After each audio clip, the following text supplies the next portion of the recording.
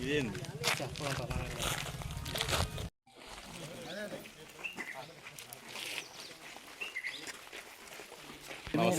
Sir operator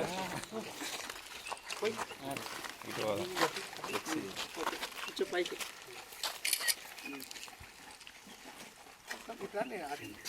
ఫోటోలలో వాడరు ఇటు వెళ్ళండి మేడం ఇటు సైడ్ వెళ్ళండి అటు సైడ్ ఇటు సైడ్ ఉండరు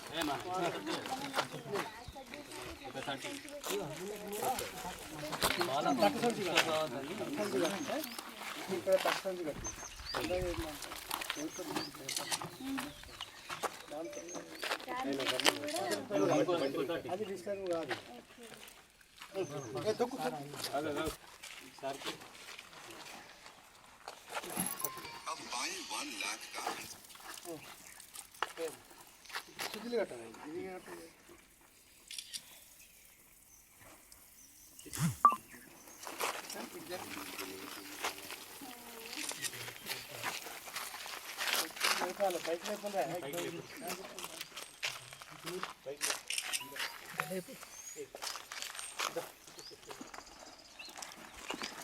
బాబు ఏమనుకుంటున్నా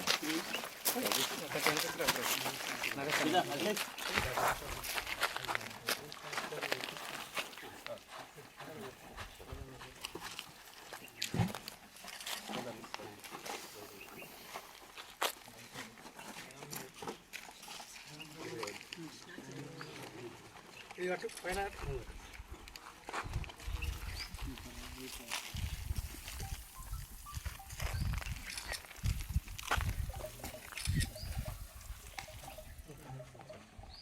మిగతా మీరు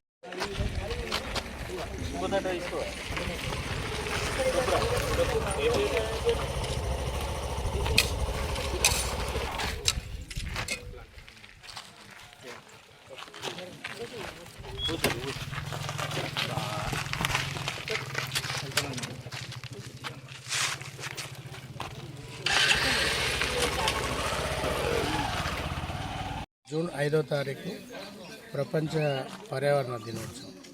సో దీంట్లో భాగంగానే మనం ఇప్పుడు అంబర్పేట అర్బన్ పార్కులో ప్లాంటింగ్ ప్రోగ్రామ్ అటెండ్ చేయడానికి ఇక్కడికి రావడం జరిగింది.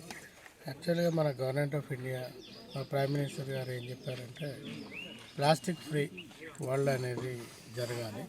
ఈ పర్యావరణ దినోత్సవం సందర్భంగా సింగిల్ యూజ్ ప్లాస్టిక్ కానీ ఇతరత్ర ప్లాస్టిక్ అనేది వాడొద్దు, ప్లాస్టిక్ని బ్యాన్ చేయాలి అండ్ పబ్లిక్ని ఎడ్యుకేట్ చేయాలి.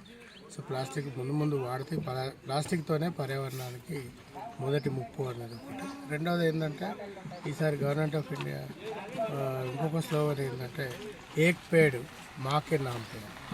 సో ఒక మొక్క తల్లి పేరు మీద అంటే ప్రతి ఒక్కరు కూడా స్కూల్ పిల్లలు కానీ ఉపాధ్యాయులు కానీ గవర్నమెంట్ ఉద్యోగస్తులు కానీ పబ్లిక్ కానీ తల్లి పేరు మీద ఒక మొక్క నాటాలి, సంరక్షించాలన్నది రెండవది.